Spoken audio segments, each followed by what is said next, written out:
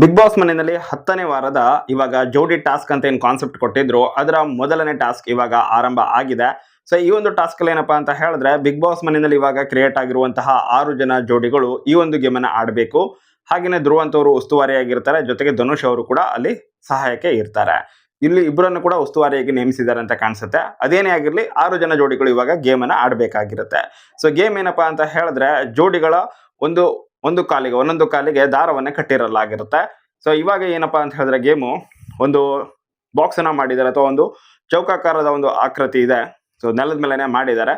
So ಅದರಲ್ಲಿ ಏನಪ್ಪಾ ಅಂತ ಹೇಳಿದ್ರೆ ಹುಲ್ಲುಗಳನ್ನ ಹಾಕಿದ್ದಾರೆ. ಮಧ್ಯದಲ್ಲಿ ಕೆಲವೊಂದಿಷ್ಟು ಬಾಲ್ ಅನ್ನ ಇಟ್ಟಿರ್ತಾರೆ, ದೊಡ್ಡದಾಗಿರುವಂತಹ ಬಾಲ್ಗಳು. ಸೊ ಆ ಬಾಲ್ಗಳನ್ನ ಕಲೆಕ್ಟ್ ಮಾಡಬೇಕು. ಸೊ ಈ ರೀತಿಯಾಗಿ ಒಂದೊಂದು ಕಾಲಿಗೆ ಕಟ್ಟಿರ್ತಾರಲ್ವಾ, ಸೊ ಅವಾಗ ಒಂದು ಇಬ್ಬರು ಇದ್ದಾರೆ ಅಂತ ತಿಳ್ಕೊಂಡ್ರೆ ಅವರಿಬ್ರು ಕೂಡ ಅದೇ ರೀತಿಯಾಗಿ ಜಂಪ್ ಮಾಡ್ತಾ ಹೋಗ್ಬೇಕು. ಯಾಕಂದ್ರೆ ಒಂದೊಂದು ಕಾಲಿಗೆ ಕಟ್ಟಿರೋದ್ರಿಂದ ನಡ್ಕೊಂಡು ಹೋಗ್ಲಿಕ್ಕಂತೂ ಆಗೋದಿಲ್ಲ. ನಡ್ಕೊಂಡು ಹೋದ್ರೆ ತುಂಬಾನೇ ಸ್ಲೋ ಆಗುತ್ತೆ ಒಂದು, ಅಥವಾ ಅವ್ರು ಓಡ್ಲಿಕ್ಕೆ ಹೋದ್ರು ಕೂಡ ಅಲ್ಲಿ ಕಷ್ಟನೇ ಆಗುತ್ತೆ. ಸೊ ಆಲ್ಮೋಸ್ಟ್ ಜಂಪ್ ಮಾಡ್ಕೊಂಡೇ ಹೋಗ್ಬೇಕಾಗಿರುತ್ತೆ. ಈ ರೀತಿಯಾಗಿ ಹೋಗಿ ಅಲ್ಲಿರುವಂತಹ ಬಾಲ್ಗಳನ್ನ ಕಲೆಕ್ಟ್ ಮಾಡ್ಕೊಂಡು ತಗೊಂಡು ಬಂದು ತಮಗೆ ಇಟ್ಟಿರುವಂತಹ ಒಂದೊಂದು ಮೇಜ್ ಇರುತ್ತೆ. ಮೇಜಿನ ಮೇಲೆ ಒಂದು ಚೌಕಾಕಾರದಂತಹ ಒಂದು ತಡೆಗಳನ್ನ ಸುತ್ತಲೂ ನಿರ್ಮಿಸಲಾಗಿರುತ್ತೆ, ಅದ್ರೊಳಗಡೆ ಹಾಕಬೇಕು. ಒಟ್ಟಾರೆಯಾಗಿ ತಮಗೊಂದೊಂದು ಬೆಂಚ್ ಇರುತ್ತೆ, ಆ ಬೆಂಚ್ ಮೇಲೆ ತಂದು ಇಡಬೇಕಾಗಿರುತ್ತೆ. ಸೊ ಇಷ್ಟ ಅಂದ್ಕೊಂಡಿರಿ. ಸೊ ಇವಾಗ ಜೋಡಿಗಳು ಗೇಮ್ಗಳನ್ನ ಆಡ್ತಾರೆ. ಸೊ ಮೊದಲನೇ ರೌಂಡ್ ಅಲ್ಲಿ ಏನಾಗುತ್ತಪ್ಪ ಅಂತ ಹೇಳಿದ್ರೆ, ಸೊ ಮೊದಲನೇ ರೌಂಡ್ ಅಲ್ಲಿ ಇಲ್ಲಿ ರಜತ್ ಹಾಗೆಯೇ ಚೈತ್ರ ಜೋಡಿ ಯಾವುದೇ ರೀತಿಯಾಗಿ ಬಾಲ್ಗಳನ್ನ ಕಲೆಕ್ಟ್ ಮಾಡೋದಿಲ್ಲ, 0 ಇರುತ್ತೆ. ಇನ್ನು ರಾಶಿಕಾ ಹಾಗೆಯೇ ಸೂರಜ್ ಇವರಿಬ್ರು ಇವಾಗ ಫಿಸಿಕಲ್ ಗೇಮ್ ಅಂತ ಬಂದ್ರೆ ಸಿಕ್ಕಾಪಟ್ಟೆ ಸ್ಟ್ರಾಂಗ್ ಅಂತ ಸಿಕ್ಕಾಪಟ್ಟೆ ಹೈಪ್ ಕೂಡ ಕ್ರಿಯೇಟ್ ಆಗಿತ್ತು.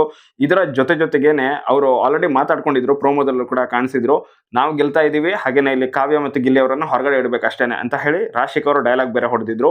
ಬಟ್ ಇದರಲ್ಲೇನೋ ವರ್ಕೌಟ್ ಆದಂಗೆ ಕಾಣಿಸ್ತಾ ಇಲ್ಲ, 0 ನಲ್ಲೇನೆ ಇದೆ. ಇನ್ನು ನೆಕ್ಸ್ಟ್ ಗಿಲ್ಲಿ ಹಾಗೇನೆ ಕಾವ್ಯ ಇವರಿಬ್ರು ಸೇರಿ ಒಂದು ಬಾಲ್ ಅನ್ನು ಕಲೆಕ್ಟ್ ಮಾಡಿರ್ತಾರೆ. ಮೊದಲನೇ ರೌಂಡ್ ಇದು. ಇದಾದ ನಂತರ ಅಭಿಷೇಕ್ ಹಾಗೇನೆ ಸ್ಪಂದನ ಇವರಿಬ್ರು ಸೇರಿ 0 ಬಾಲ್, ಯಾವುದೇ ರೀತಿಯಾಗಿ ಬಾಲ್ಗಳನ್ನ ಕಲೆಕ್ಟ್ ಮಾಡ್ಲಿಕ್ಕೆ ಆಗೋದಿಲ್ಲ. ನೆಕ್ಸ್ಟ್ ಬರೋದೇನೆ ರಘು, ಮ್ಯೂಟೆಂಟ್ ರಘು ಅವರು ಹಾಗೆ ಅಶ್ವಿನಿ ಗೌಡ ಅವರು ಒಂದು ಬಾಲನ್ನು ಕಲೆಕ್ಟ್ ಮಾಡಿರ್ತಾರೆ. ಬಟ್ ಮೊದಲನೇ ರೌಂಡ್ ಅಲ್ಲಿ ಮಸ್ತಾಗಿ ಆಡಿದ್ದು ರಕ್ಷಿತಾ ಶೆಟ್ಟಿ ಮತ್ತೆ ಮಾಳು ನಿಪಾನಾಳ್ ಅವರು ಬರೋಬ್ಬರಿ 2 ಬಾಲ್ಗಳನ್ನ ಕಲೆಕ್ಟ್ ಮಾಡಿರ್ತಾರೆ. ಸೊ ಈ ರೌಂಡ್ ಆದ ನಂತರ ಒಂದು ಸ್ವಲ್ಪ ಹೊತ್ತು ಬ್ರೇಕ್ ಕೊಟ್ಟು ಮತ್ತೆ ಸೆಕೆಂಡ್ ಗೇಮ್ ಸ್ಟಾರ್ಟ್ ಮಾಡ್ತಾರೆ. ಸೊ ಆ ಒಂದು ಗೇಮಲ್ಲಿ ತುಂಬಾನೇ ಸೂಪರ್ ವಾಗಿ ಕಂಬ್ಯಾಕ್ ಮಾಡಿದ್ದು ಗಿಲ್ಲಿ ಹಾಗೇನೆ ಕಾವ್ಯ.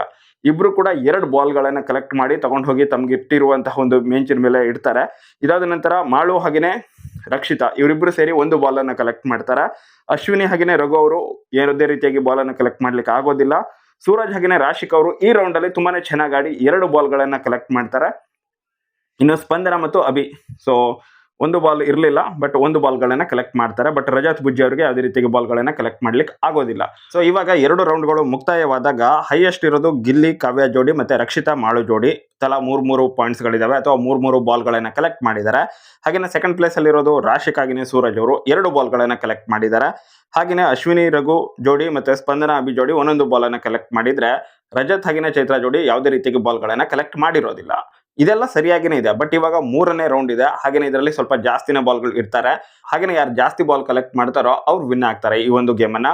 ಬಟ್ ಇಲ್ಲಿ ಇದೇ ಸಮಯದಲ್ಲಿ ಕುತಂತ್ರವಾದನ ರೆಡಿ ಮಾಡ್ಕೊಂಡಿದ್ದಾರೆ ಆಲ್ರೆಡಿ ಸೂರಜ್ ಹಾಗೇನೆ ರಾಶಿಕಾ ಅವರು. ಜೊತೆಗೆ ಚೈತ್ರ ಮತ್ತೆ ರಜತ್ ಅವರನ್ನು ಕೂಡ ಸ್ವಲ್ಪ ಇನ್ಫ್ಲುಯೆನ್ಸ್ ಮಾಡ್ತಾ ಇದ್ದಾರೆ. ಸೊ ಇಲ್ಲಿ ಯಾವ ರೀತಿಯಾಗಿ ಅವ್ರು ಮಾತಾಡ್ತಾ ಇದ್ದಾರೆ ಅಂತ ಹೇಳಿದ್ರೆ, ಮಾಳು ಹಾಗೇನೆ ರಕ್ಷಿತಾ ಇಬ್ರು ಕೂಡ 3 ಪಾಯಿಂಟ್ಸ್ ಮಾಡ್ಕೊಂಡಿದ್ದಾರೆ. ಅವರನ್ನು ಯಾರು ಕೂಡ ಅಟ್ಯಾಕ್ ಮಾಡ್ತಾ ಇಲ್ಲ. ನಾವೇ ಜಗಳ ಮಾಡ್ಕೊಂಡು ಬಾಲ್ಗಳನ್ನ ಕಲೆಕ್ಟ್ ಮಾಡೋದಕ್ಕೆ ಪರದಾಡ್ತಾ ಇದ್ವಿ. ಅವ್ರು ಮಾತ್ರ ಆರಾಮಾಗಿ ನಿಂತ್ಕೊಂಡು ನಮ್ಮ ಜಗಳ ಆದ ನಂತರ ಬಾಲ್ ಬಂದಿರೋ ಬಾಲನ್ನ ಎತ್ಕೊಂಡು ಹೋಗ್ತಾ ಇದ್ದಾರೆ ಅಥವಾ ಅದನ್ನ ಡಿಸ್ಕ್ವಾಲಿಫೈ ಮಾಡ್ತಾ ಇದ್ದಾರೆ ಅಂತ ಒಂದು ರೀತಿಯಾಗಿ ಫಿಟ್ಟಿಂಗ್ ಇಡ್ತಾ ಇರ್ತಾರೆ. ಹಾಗೇನೆ ಮೇನ್ ಆಗಿ ಇಲ್ಲಿ ಕಾವ್ಯ ಹಾಗೇನೆ ಗಿಲ್ಲಿ ಅವರನ್ನ ಯಾರು ಕೂಡ ಅಟ್ಯಾಕ್ ಮಾಡ್ತಾ ಇಲ್ಲ ಅಂತ ಹೇಳಿ ರಜತ್ ಮತ್ತೆ ಚೈತ್ರ ಅವರ ತಲೆನ ತುಂಬಿಸ್ತಾ ಇರ್ತಾನೆ ಇಲ್ಲಿ ಸೂರಜ್. ಸೊ ಇವ್ರ ಪ್ಲಾನ್ ಏನಪ್ಪಾ ಅಂತ ಹೇಳಿದ್ರೆ, ಸೂರಜ್ನ ಜೊತೆಗೆ ರಾಶಿಕಾ ಕೂಡ ಹೇಳ್ತಾ ಇದ್ಲು. ಬಟ್ ಇವ್ರ ಪ್ಲಾನ್ ಯಾವ ರೀತಿಯಾಗಿದೆ ಅಂತ ಹೇಳಿದ್ರೆ, ಇವಾಗ ಗಿಲ್ಲಿ ಮತ್ತೆ ಕಾವ್ಯ ಹೈಯೆಸ್ಟ್ ಪಾಯಿಂಟ್ ಇದೆ 3, ಮತ್ತೆ ರಕ್ಷಿತ್ ಹಾಗೇನೆ ಮಾಳು ಕೂಡ ಹೈಯೆಸ್ಟ್ ಪಾಯಿಂಟ್ ಇದೆ. ಸೊ ಹೀಗಾಗಿ ಅವರಿಬ್ಬರನ್ನ ತಡಿಬೇಕು ಅನ್ನೋದ್ರಲ್ಲೇನೆ ಇವರ ಒಂದು ಯೋಚನೆ ಇದೆ ಹೊರತು ತಾವು ಜಾಸ್ತಿ ಬಾಲ್ಗಳನ್ನ ಕಲೆಕ್ಟ್ ಮಾಡಬೇಕು ಅನ್ನೋದು ಇಲ್ಲ. ಎಸ್ಪೆಷಲಿ ಚೈತ್ರ ಹಾಗೇನೆ ರಜತ್ ಅವರಿಗೆ. ಯಾಕೆ ಅಂತ ಹೇಳಿದ್ರೆ ಇಲ್ಲಿ ರಾಶಿಕಾ ಮತ್ತೆ ಸೂರಜ್ ಅವರು ಯಾಕೆ ಈ ರೀತಿಯಾಗಿ ಅವರನ್ನ ಇನ್ಫ್ಲುಯೆನ್ಸ್ ಮಾಡ್ತಾ ಇದ್ದಾರೆ ಅಂತ ಹೇಳಿದ್ರೆ, ಅವ್ರೇನಾದ್ರೂ ಹೋಗಿ ಗಿಲ್ಲಿ ಮತ್ತು ಕಾವ್ಯ ಅಥವಾ ಮಾಳು ಮತ್ತೆ ರಕ್ಷಿತಾ ಅವರನ್ನ ಹಿಡ್ಕೊಂಡ್ರೆ ತಾವು ಈ ರೌಂಡ್ ಅಲ್ಲಿ 2 ಬಾಲ್ಗಳನ್ನ ಕಲೆಕ್ಟ್ ಮಾಡಿದ್ರೆ ಅವ್ರಿಗಿಂತ ಜಾಸ್ತಿ ಆಗುತ್ತೆ. ಸೊ ತಾವು ವಿನ್ ಆಗ್ತೀವಿ ಅನ್ನುವಂತಹ ಒಂದು ಬೇರೆ ರೀತಿಯಾದಂತಹ ಸ್ಟ್ರಾಟಜಿನೇ ಮಾಡ್ತಾ ಇದ್ದಾರೆ. ಸೊ ಗೇಮ್ ಅಲ್ಲಿ ಫೇರ್ ಹೌದು, ಬಟ್ ಇವರು ಒಂದ್ ರೀತಿಯಾಗಿ ತಾವು ಗೆಲ್ಲೋದಕ್ಕಿಂತ ಬೇರೆಯವರನ್ನ ಸೋಲ್ಸೋದ್ರ ಕಡೆ ಜಾಸ್ತಿ ಗಮನ ಕೊಡ್ತಾ ಇದ್ದಾರೆ ಅನ್ನೋದು ಮತ್ತೆ ಇವಾಗ ಇನ್ನೊಂದ್ಸಲ ಪ್ರೂವ್ ಆಗ್ತಾ ಇದೆ. ಈ ಹಿಂದೆ ಕೂಡ ಅಷ್ಟೇನೆ ರಾಶಿಕ್ ಅವರು ತಾವು ಸೇವ್ ಆಗೋದಕ್ಕಿಂತ ಇಂಥವ್ರು ನಾಮಿನೇಷನ್ ಆಗಬೇಕು ಅಂತ ಹೇಳಿನೇ ಜಾಸ್ತಿ ಯೋಚನೆ ಮಾಡ್ತಾ ಇದ್ರು. ಈಗಲೂ ಕೂಡ ಸೇಮ್ ಅದೇ ರೀತಿಯಾಗಿ ಯೋಚನೆ ಮಾಡ್ತಾ ಇರೋ ರೀತಿನಲ್ಲಿನೇ ಇದೆ.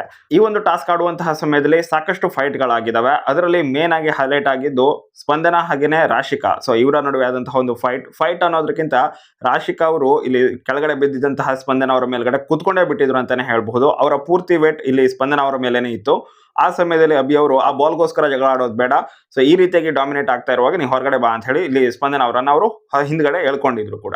ಸೊ ಸೇಫ್ಟಿನ ಮೊದಲು ನೋಡ್ಕೊಳ್ಳೋಣ ಅಂತ ಹೇಳಿ. ಬಟ್ ರಾಶಿಕ್ ಅವರು ಇದು ಸ್ವಲ್ಪ ಅಗ್ರೆಸಿವ್ ಅಂತ ಕಾಣಿಸ್ತು. ಎಪಿಸೋಡ್ ಅಲ್ಲಿ ತೋರಿಸ್ತಾರಿಲ್ಲೋ ಗೊತ್ತಿಲ್ಲ, ಬಟ್ ಇಲ್ಲಿ ಸ್ಪಂದನ ಅವರ ಮೇಲೇನೆ ಅವ್ರು ಕೂತ್ಕೊಂಡಿದ್ರು ಕೂಡ. ಫೋಟೋಸ್ ಬೇಕಿದ್ರೆ ನಾನು ಟೆಲಿಗ್ರಾಮ್ ಅಲ್ಲಿ ಕೊಡ್ತೀನಿ, ಯಾರೆಲ್ಲ ಜಾಯ್ನ್ ಆಗಿರೋ ಜಾಯ್ನ್ ಆಗಿರಿ.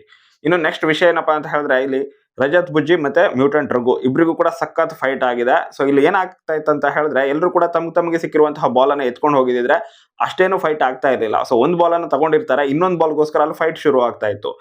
ತಗೊಂಡು ಹೋಗುವಾಗ್ಲೇನೆ 2-3 ಬಾಲ್ ಅನ್ನ ತಗೊಂಡು ಹೋಗ್ಬಿಡೋಣ ಅಂತ ಹೇಳಿ. ಸೊ ಹೀಗಾಗಿ ಅಲ್ಲಿ ಜೋರಾಗಿ ಫೈಟ್ ಆಗ್ತಾ ಇತ್ತು. ಇವರಿಬ್ಬರ ಫೈಟ್ ಅಲ್ಲಿ ಬೇರೆಯವ್ರಿಗೆ ಲಾಭ ಆಗ್ತಾ ಇತ್ತು ಒಂದು, ಅಥವಾ ಆ ಬಾಲ್ ಅನ್ನ ಅವರು ಸ್ವಿಮ್ಮಿಂಗ್ ಪೂಲ್ಗೆ ಹಾಕ್ತಾ ಇದ್ರು. ಅದೇನೆ ಜಾಸ್ತಿ ಆಗ್ತಾ ಇದ್ದಿದ್ದು. ಒಟ್ಟಾರೆಗೆ ಈ ಟಾಸ್ಕ್ ಅಲ್ಲಿ ಹೈ ಲೆವೆಲ್ ಅಲ್ಲಿ 1 ವರ್ಸಸ್ 1 ಅಲ್ಲಿ ದೊಡ್ಡ ಲೆವೆಲ್ ಅಲ್ಲಿ ಏನು ಜಗಳ ಆಗಿಲ್ಲ.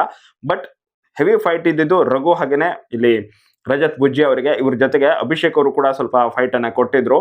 ಓವರ್ ಆಲ್ ಆಗಿ ಗೇಮ್ ಅನ್ನ ನೋಡೋದಾದ್ರೆ ಸಾಕಷ್ಟು ಫೈಟ್ ಇತ್ತು ಗೇಮ್ ಅಲ್ಲಿ. ಹಾಗೇನೆ ಎಲ್ಲರೂ ಕೂಡ ತುಂಬಾನೇ ಚೆನ್ನಾಗಿನೇ ಆಡ್ತಾ ಇದ್ರು. ಗಿಲ್ಲಿ ಕಾವ್ಯ ಹಾಗೇನೆ ರಕ್ಷಿತಾ ಮಾಳು ಇಬ್ರು ಕೂಡ, ಅಂದ್ರೆ ಈ ಎರಡು ಜೋಡಿಗಳು ಕೂಡ ಸ್ವಲ್ಪ ಸ್ಮಾರ್ಟ್ ಆಗಿ ಗೇಮ್ ಅನ್ನ ಆಡ್ತಾ ಇದ್ರು. ತಮ್ಮ ಬಾಲ್ ಅನ್ನ ತಗೊಂಡು ಸ್ವಲ್ಪ ಬರ್ತಾ ಇರುವಂತಹ ಬೇರೆ ಸ್ಪರ್ಧಿಗಳು ಅಟ್ಯಾಕ್ ಮಾಡೋಕ್ ಬಂದ್ರೆ ಅವರಿಂದ ಸ್ವಲ್ಪ ದೂರ ಹೋಗಿ ತಪ್ಪಿಸ್ಕೊಳ್ತಾ ಇದ್ರು.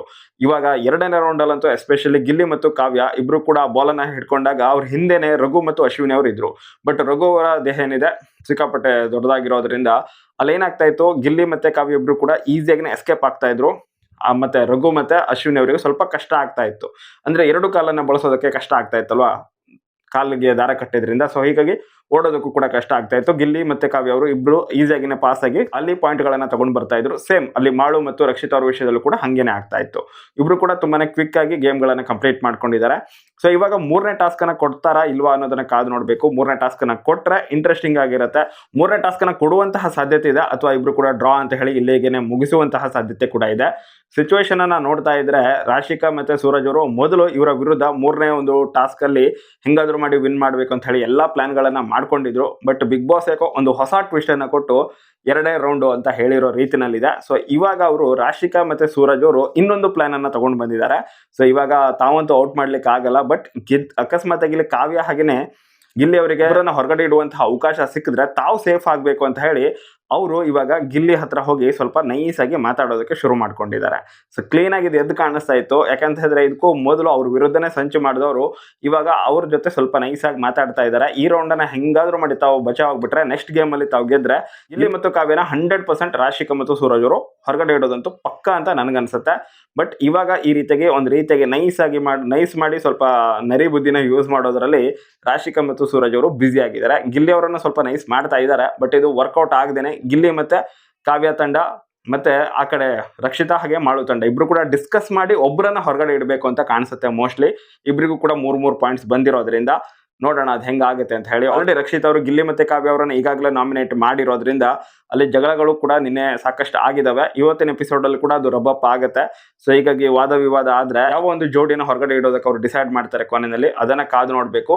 ಮೋಸ್ಟ್ಲಿ ವೈಲ್ಡ್ ಕಾರ್ಡ್ ಅಲ್ಲಿ ಬಂದಿರುವಂತಹ ರಜತ್ ಮತ್ತೆ ಚೈತ್ರ ಇವರಿಬ್ರು ಕೂಡ 0 ಪಾಯಿಂಟ್ ಅನ್ನು ಗಳಿಸ್ಕೊಂಡಿರೋದ್ರಿಂದ ಮತ್ತು ವೈಲ್ಡ್ ಕಾರ್ಡ್ ಅಲ್ಲಿ ಬಂದಿದ್ದಾರಲ್ವಾ, ಸೊ ಅವ್ರಿಗೆ ಅವಕಾಶ ಬೇಡ, ಅವರನ್ನ ಹೊರಗಡೆ ಇಡೋಣ ಅಂತ ಹೇಳಿ ಮೋಸ್ಟ್ಲಿ ಡಿಸ್ಕಸ್ ಮಾಡಿ ಅವರನ್ನೇ ಹೊರಗಡೆ ಇಡೋ ಚಾನ್ಸಸ್ ತುಂಬಾನೇ ಹೈ ಇದೆ.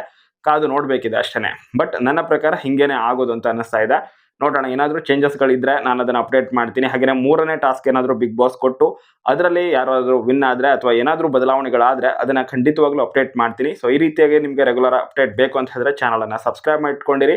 ನನ್ನ ಪ್ರಕಾರ ಇವಾಗ ಗಿಲ್ಲಿ ಮತ್ತು ಕಾವ್ಯ ಮತ್ತೆ ಈ ಕಡೆ ಮಾಳು ಮತ್ತು ರಕ್ಷಿತಾ ಇಬ್ಬರು ಕೂಡ ಸಮ ಪಾಯಿಂಟ್ ಇರೋದ್ರಿಂದ 3 ಪಾಯಿಂಟ್ ಇರೋದ್ರಿಂದ ಅವರಿಬ್ರು ಡಿಸ್ಕಸ್ ಮಾಡಿ ಒಂದು ತಂಡವನ್ನು ಹೊರಗಡೆ ಇಡಬೇಕು ಅಂತ ಕಾಣಿಸುತ್ತೆ. ಆ ರೀತಿಯಾಗಿ ಇಡೋದಾದ್ರೆ ರಜತ್ ಮತ್ತು ಚೈತ್ರ ಈ ಒಂದು ಜೋಡಿಯನ್ನು ಅವರು ಹೊರಗಡೆ ಇಡೋ ಚಾನ್ಸಸ್ ತುಂಬಾನೇ ಹೈ ಇದೆ. ಸೊ ಇದು ನನ್ನ ಪ್ರಿಡಿಕ್ಷನ್.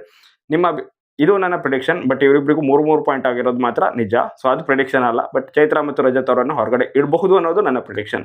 ನಿಮ್ಮ ಪ್ರಕಾರ ಯಾರನ್ನ ಹೊರಗಡೆ ಇಡಬೇಕು ಅದನ್ನು ನೀವು ಕಮೆಂಟ್ ಬಾಕ್ಸಲ್ಲಿ ಕಮೆಂಟ್ ಮಾಡಿ. ಹಾಗೆ ನಿಮಗೆ ವಿಡಿಯೋ ಇಷ್ಟ ಆಗಿದ್ರೆ ವಿಡಿಯೋಗೆ ಲೈಕ್ ಮಾಡಿ, ಶೇರ್ ಮಾಡೋದನ್ನ ಮರಿಬೇಡಿ. Thank you so much for watching.